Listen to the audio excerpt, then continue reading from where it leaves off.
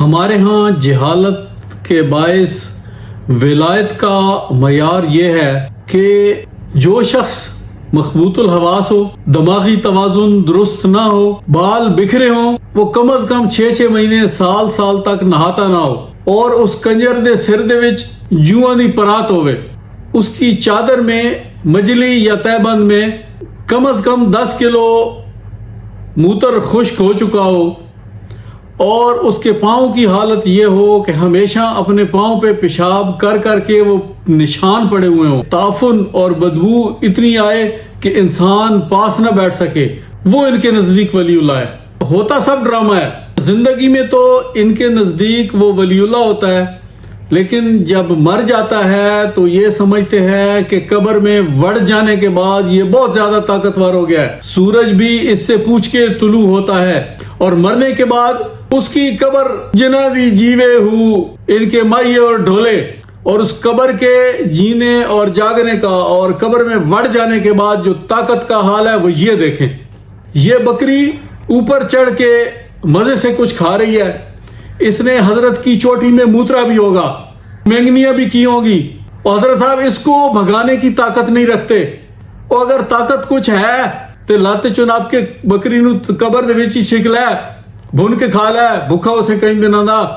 مگر ہماری جہالت، اللہ کی پناہ، یہ جو اس دنیا سے چلے گئے یہ دیوانے اللہ کی قسم نہ آپ کے نفع کے مالک ہیں نہ نقصان کے مالک ہیں، اور ان کی اولاد یہ مشرک، یہ دیکھیں۔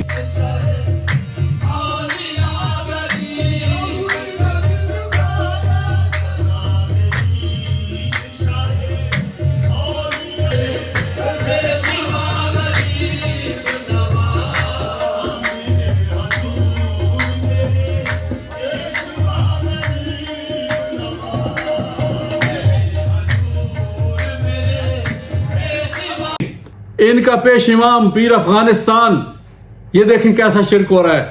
یہ مولانا سیالوی صاحب بالکل بجا فرما رہے ہیں، یہ میں نہیں کہہ رہا، ان کے الفاظ سنیں کہ یہ کیا فرما رہے ہیں۔ جیسے تو بغیرت ایسا تیرا پیر بھی بغیرت۔ کون سا کمینہ پیر ہے یہ؟ کون سا بغیرت پیر ہے جو خدا کا فرض چھوڑ کے اللہ کی بارگاہ میں نہیں جھکتا، تمہیں اپنے قدموں میں جھکاتا ہے؟ وہ پیر وہ ہے جو تجھے اپنے قدموں میں نہ جھکائے، رب کی بارگاہ میں جھکائے۔ ہم اتنے بے غیرت ہو چکے ہیں کہ اپنے خلیفوں اور دیگر پیر بھائیوں کو بٹھا دیتے ہیں بیٹھک میں، اور کہتے ہیں پیر بھائیو ادھر بیٹھو، پیر صاحب نے اندر جانا ہے، کس کے پاس؟ مائیاں بیٹھی ہیں، میں کہ تیرا پیر خسرا؟ ارے خسرے سے بھی شریعت نے پردہ رکھا ہے، اتنی بغیرتی کب تک کرو گے؟ تیرا پیر مرد نہیں ہے، 6 من کا پیر، وہ اندر مائیوں کے پاس جاتا ہے۔ جیسے تو بغیرت ایسا تیرا پیر بھی بغیرت ہے۔ مجھے مت کوئی کہے فلاں دربار اور فلاں خانقاہ، سب میری دیکھی بالی نہیں ہے۔ کسی خانقاہ سے میرا رزق آتا تو میں جھجکتا، رزق جو دیتا ہے وہ غیرت سکھاتا ہے۔ غیرت کر کے دیکھو، بغیرت نہ بنو۔ اب تو صرف غلامی رہ گئی، اور رہ کیا گیا؟ نہ قرآن، نہ حدیث، نہ تصوف، نہ پاکیزگی، نہ تصفیہ، نہ طہارت، نہ تعلیم، نہ تربیت، رہ کے یہ اسد بد غلام، چوتھی نسل صرف غلامی کر رہی ہے۔ اور ہماری علاقائی جہالت کا عالم یہ ہے کہ پڑھے لکھے لوگ اسی ریچھ کی تصویر لگا کے اوپر لکھتے ہیں میں لب کے لیاواں کتھوں سونا تیرے نال دا، اور بدبختو یہ حضور علیہ الصلوۃ والسلام کی نعت پاک کا شعر ہے کہ دنیا تے آیا کوئی تیری نہ مثال دا، میں لب کے لیاواں کتھوں سونا تیرے نال دا۔ یہ شاعر نے حضور علیہ الصلوۃ والسلام کی توصیف میں کہا ہے، نہ کہ اس ریچھ کی توصیف میں جہاں آپ نے لگا کے رکھا ہے، سوشل میڈیا پہ گردش کرتا رہا ہے۔ میں ان لوگوں کے نام بھی بتا سکتا ہوں جنہوں نے یہ پوسٹ لگائی تھی۔ غیرت مر گئی ہے۔ غالباً 23 یا 24 کو اسی بدبخت کا عرس پلید بھی منایا جائے گا، میں لب کے لیاواں کتھوں سونا تیرے نال دا، اور اس کے مشرک متولی یہ اپنے اس خدا کے آگے سجدہ ریز ہیں۔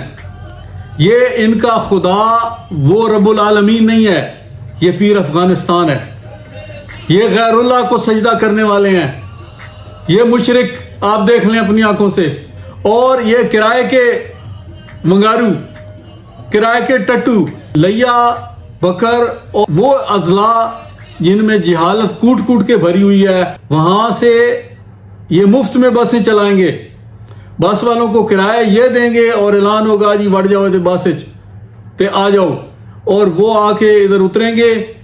ہمارے شہر میں اس عرص ناپاک پر اتنی بدکاری ہوگی کہ اتنی طوائفوں کے کوٹھے پر نہیں ہوتی ہوگی۔ وہ عورتیں اپنے یار ساتھ لاتی ہیں، 2 مرد اور 2 نوجوان عورتیں رات کو پہاڑوں کی سیر کر رہے ہوں گے۔ وہ ایک چشمہ ہے ہمارا، اس کو بھی پلید کرتے ہیں۔ مجھے بتاؤ وہاں کون سی لائٹیں لگی ہیں؟ رات کو 11 بجے وہاں سیر کرنے جا رہے ہوں گے۔ نہ ان کو نماز آتی ہے، نہ ان کو دین کا کچھ پتہ ہے، انہوں نے بس سے اترنا ہے سیدھے ادھر۔ اس قبر کے سامنے بیٹھ کے جس طرح ہندو اپنے مندر میں اپنی مورتیوں کے سامنے بھجن گاتے ہیں، یہ کہیں گے تیرے صدقے سانو بخشوا دے، ساڈے تے کرم فرما، اج کرم کمائی ڈولا۔ وہ یا میرا اسی تیرے دوارے آ بیٹھے، تقدیر بدل دے یا میرا۔ قوال وہ گویے وہ دن اور رات طبلے کوٹیں گے، شرک باللہ کریں گے اس قبر والے سے جو اپنے نفع نقصان کا مالک نہیں ہے، جس کے اوپر بکری مود رہی ہے، اس سے مدد مانگیں گے۔ یہ میرے ہاتھ میں اللہ کا قرآن ہے اور رسول اکرم صلی اللہ علیہ وآلہ وسلم کی احادیث کی کتابیں یہ پڑھی ہیں۔ مجھے کوئی آپ میں سے جس کو زیادہ تکلیف ہو رہی ہو میری باتوں سے، وہ مجھے نکال کے اس قرآن سے دکھا دے، اللہ کے رسول کی احادیث سے دکھا دے کہ حضور ہمیں ایسا دین دے کے گئے ہیں کہ قبروں پہ جا کے طبلے بجاؤ، ان سے استنباط کرو، ان سے مدد مانگو، ان سے کرم کی امیدیں رکھو۔